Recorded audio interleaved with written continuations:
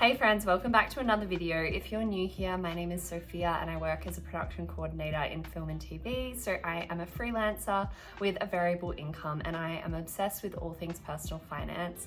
I absolutely love to share my budgeting goals, how I go about saving in this industry and how I also go about investing. And today I wanted to do a video on my June money reset because I am going into the month knowing that I do not have a job for this whole month and even into July. So there's been some things I've had to do money-wise to sort of work around planning for this and also, planning to do fun things like I am going on a holiday.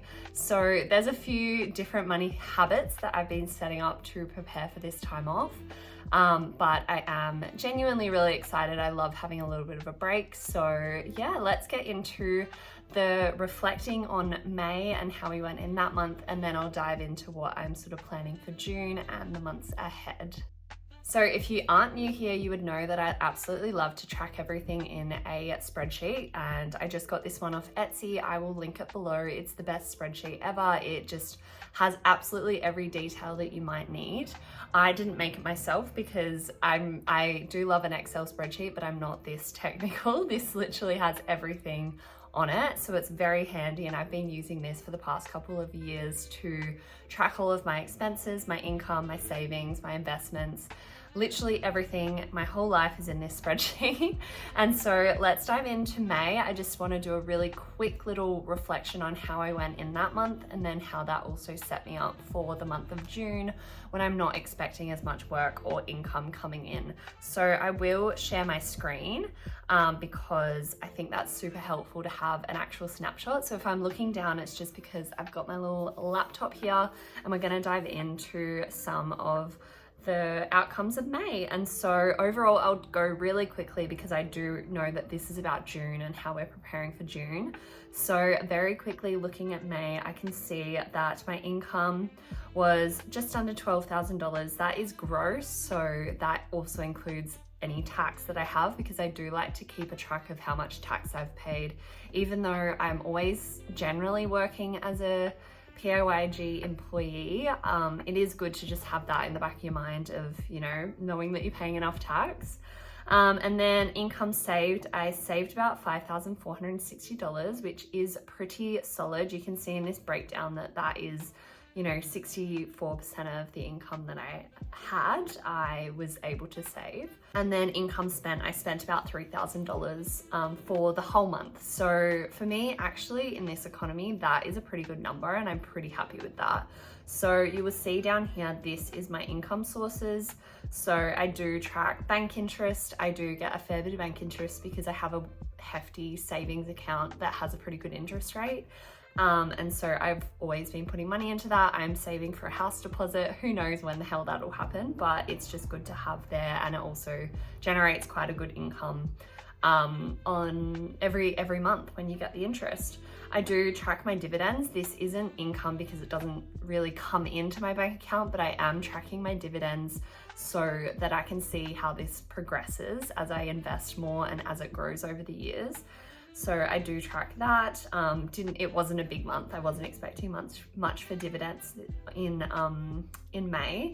And then I also track any surveys, or this was a Shopback refund. So I will link my Shopback referral below because Shopback is literally the best. And if you sign up, I think you get $30 free, which is amazing. So love that. Shopback is just a browser extension that you pop into your internet and you can receive cash back for any purchases that you make online. There's really no frills or, no catches with this. It's genuinely just gives you money back. So I've, had, I think about $500 back in my pocket from using Shopback, and yeah, it's free. It doesn't cost any money and it's easy to use. So love that. I got taxed, and then my income from the series that I was working on was about $7,902, and that is net. So that's, after tax, how much I got for the month. So pretty good month overall in terms of income, very basic income type of month. Like there wasn't anything else going on. I didn't have any freelance income come in. And then over here, you can see all my savings. And so I was pulling back on my investments ever so slightly because I was putting more money into my 6-week break sinking fund. So sinking funds are genuinely a lifesaver when being a freelancer because it allows you to prepare for the future while you are making money and while you are, having a good income. It means you can put money aside for your future self. And so I was actually putting some money away for my 6-week break. Because I did want a little bit of a pocket of money just for this break in case I need to dip into it for any reason. I already have sinking funds for my rent and bills, for my groceries, for personal care, for, car expenses and those sorts of things. But this little 6-week break fund is for anything really fun that I want to do or anything that's sort of outside the brackets of normal spending. That I don't already have sinking funds for. So yes, and then my bills were very regular, like pretty much the same as what I would expect. And my expenses were actually very on par, I think, with what I projected. Some of them were over and some of them were under. So as you can see, yeah, there are a few expenses that were certainly over what I had projected. But hey, what can you do? It is expensive living.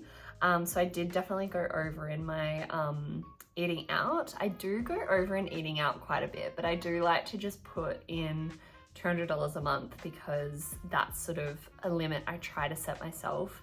And then if I try to stick to it, it's great. But if I don't, it's not the end of the world. I have the money to go do that, and it's a joy of life. So I don't restrict myself there, but I did save on fuel, which is a win, and groceries I was on par, which is incredible. So shopping, I did spend a little bit of money. Personal care was under. I did have to stock up on my Naked Harvest, or New Harvest is what they're called now.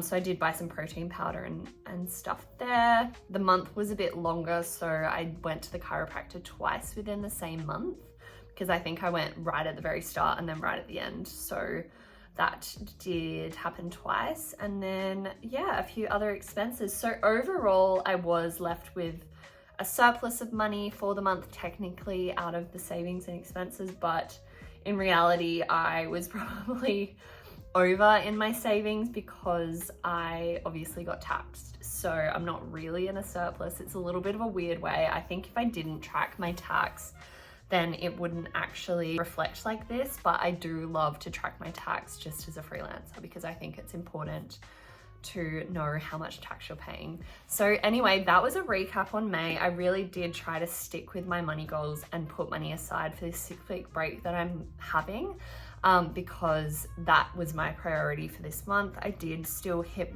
investing goals. My goal essentially is to invest $20,000 over the year of 2025, and I am well on track. I have already invested, I think, about just over $15,000, which is enormous. And that's the benefit of being a freelancer and having those months where you are earning a bunch more money than you would normally earn, or, than I get some other months. So I can really just shovel money into my investments or into my goals that I have. So I have, been on track to hit that goal for the year. So I'm not actually too stressed about what I'm going to be able to achieve in these 6-7 weeks that I have off.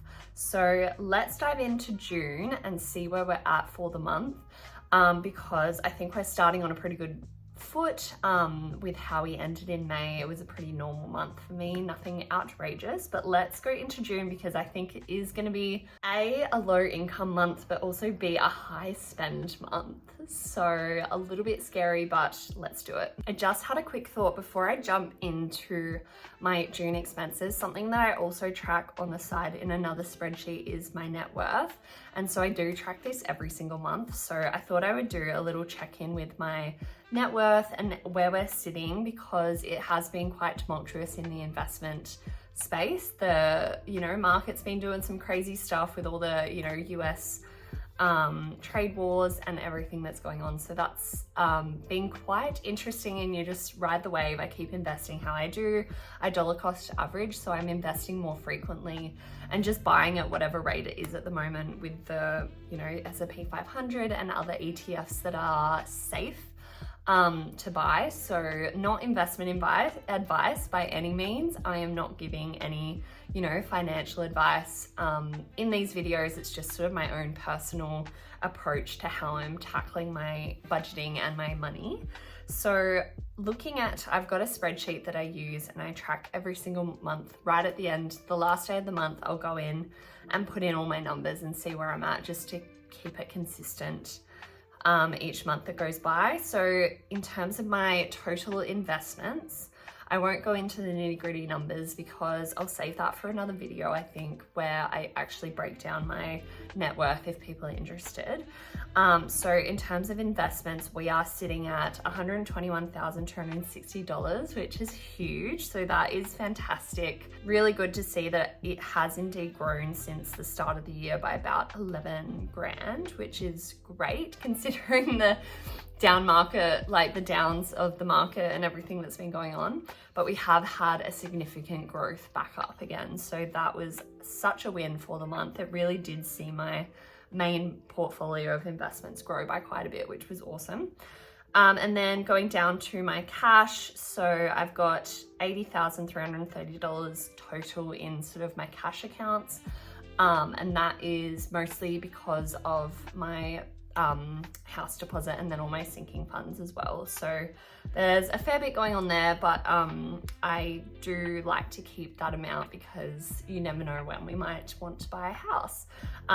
So love to keep growing that. So my total assets are $201,786. So I've cracked the 200K with my total assets, which is awesome. Definitely a huge milestone as someone who's a freelancer and doesn't have any investment properties or any sort of huge assets. It's just my own sort of investments and cash, which is, yeah, honestly very proud of myself for reaching that goal by the time I'm 28. And then in terms of liabilities, I still have my HEX debt, and I did actually check. As of the 1st of June, it did go up because of the indexation, but we are going to, once Parliament sits again and they pass the bill to cut HEX by 20%, it will reduce down quite significantly. So it won't be this large scary number anymore. But when I did log this, it was before the indexation was applied, so it has gone up since, which is really sad. So my current total HEX debt, which includes a startup loan that I had, which is about $2.5 grand, is $70,479. So that is the beauty of doing a master's degree. It costs a lot of money. So that's fantastic, which means my total net worth is $131,307, which is amazing. I only hit like the 100K milestone late last year. I think in November I hit that milestone. So to think it's grown 31 grand already is really exciting. So yes, that is definitely something that I do every single month as part of my money reset. I just go and put in those numbers. It takes like 2 minutes and it's really fun to be able to look back and see, because I have been tracking this since 2023 when I was in a negative net worth. So to see it grow over the years is actually really beneficial, and it helps to see how much compound interest is actually doing so much of the heavy lifting, and it will continue to, compound exponentially over the years. So very exciting. Okay, so jumping into June, the month at the moment, we are currently at the 8th of June. So I have had a little bit of income come in and, some expenses come out as well. I will put my spreadsheet up on the screen in a bit, but I just wanted to go over what my income is going to be this month, my sources of income, I guess you could say. And then also a general overview of what I have planned for the month, because it is going to be a little bit crazy.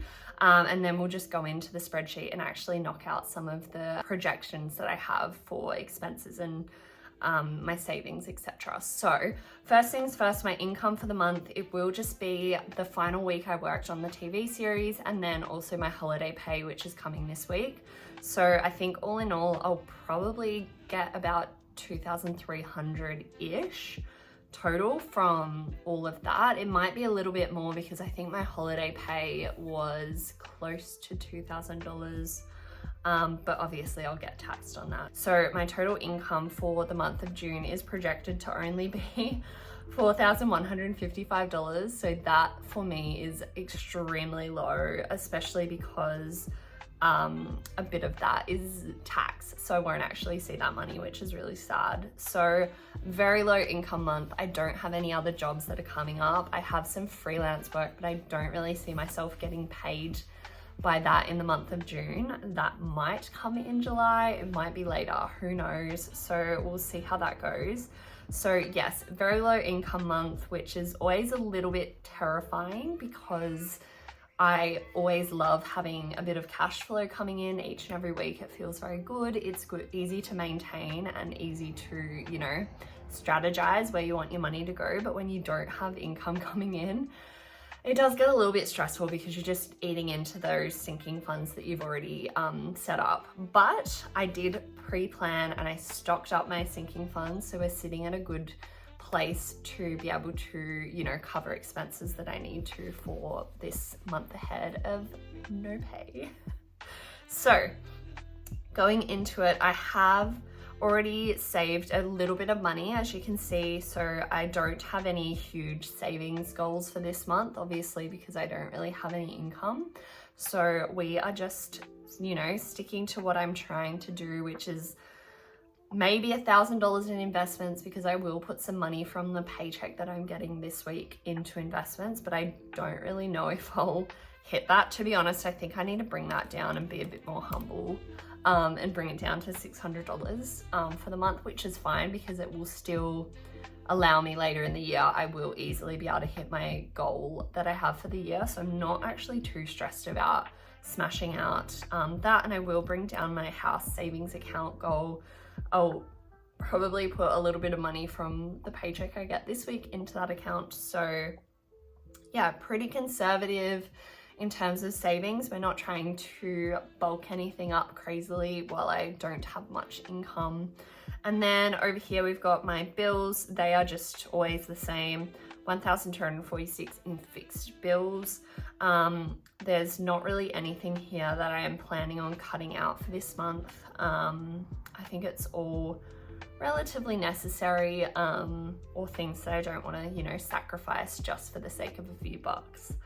And then coming over to my expenses. And so this is where it could get a little bit hairy because I do have a trip to Spain, which is really exciting, but obviously going to cost a bit of money. And that is where the sinking fund for my holiday sinking funds that I've always kept quite like stocked up is going to come in handy because I don't have any income, but I can just pull from my sinking fund for holidays because that's why it's there. And I am about still enjoying life while hitting financial goals. And so I am going to Spain for just under 3 weeks with my boyfriend. We've already booked our flights and some accommodation. So there's going to be a lot more expenses that come up because we're yet to book all of our accommodation, and obviously then, you know, food, transport within the country, and a lot of other, you know, maybe some activities. There are a few things that I want to do. There's a really cool paella cooking class in Valencia that I'd love to do because you go to the markets, you buy the ingredients, you go back, you make the paella, you do like a wine tasting. It honestly sounds so much fun. So we'll probably do that. And there's probably a few other, you know, like event or activities that we'll want to do while we're over there. So it might be a little bit of an expensive holiday. So we'll get into the weeds of that, but I'll go through some of the basic expenses. So I've just put 150 for fuel. I actually may not even spend this because I might leave before I need to fuel up again, but we'll see. Groceries, 350. I don't see myself buying too many groceries before I leave. So probably another food shop. I could probably bring this down to 250 to be honest.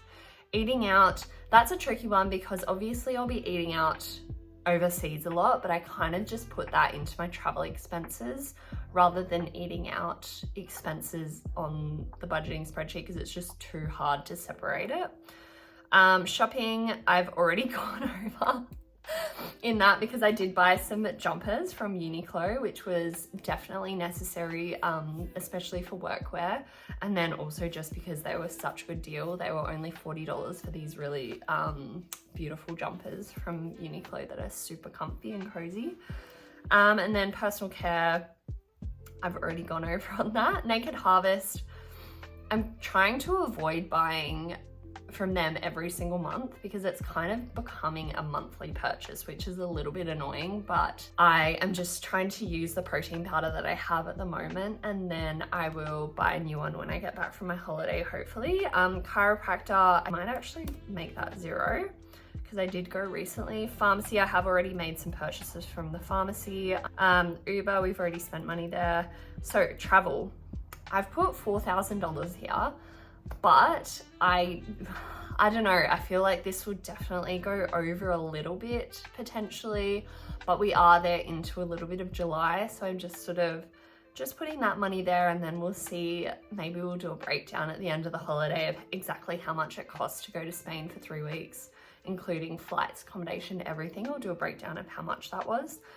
Gifts, I don't actually have any birthdays this month or anything that I have to buy for necessarily, so I'll leave that at $0.